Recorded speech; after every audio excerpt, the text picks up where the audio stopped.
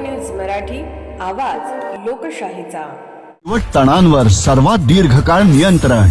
UPLचं sweep power सर्वात सुरक्षित, सर्वात परिणामकारक।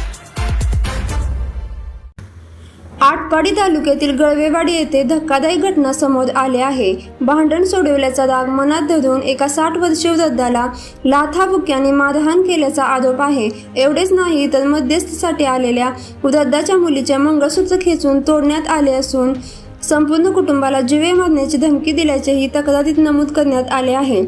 या प्रकरणी आटपाडी पोलीस ठाण्यात तिघांविरुद्ध गुन्हा दाखल करण्यात आला आहे। मिळालेल्या माहितीनुसार ही घटना बुधवारी दुपारी 1:30 वाजण्याच्या सुमारास गळवेवाडी येथे घडली। लक्ष्मण हरिबा गळवे वय 60 वर्षे हे आपल्या घरासमोर असताना हनुमंत हरिबा गळवे आणि शालन हनुमंत गळवे हे दोघे तेथे आले। तुम्ही आमची भांडणे सोडवणारे कोण, असा जाब विचारत दोघांनी लक्ष्मण गळवे यांना शिवीगाळ करण्यास सुरुवात केल्याचा आरोप आहे। त्यानंतर त्यांना लाथाबुक्क्यांनी मारहाण करण्यात आल्याचे तक्रारीत म्हटले आहे। दरम्यान वडिलांना वाचवण्यासाठी मध्यस्थीसाठी आलेल्या त्यांच्या मुलीचे मंगळसूत्र खेचून तोडण्यात आल्याचा आरोपही करण्यात आला आहे। तसेच गळवे कुटुंबियांना जीवे मारण्याची धमकी देण्यात आल्याचेही पोलीस तक्रारीत नमूद आहे।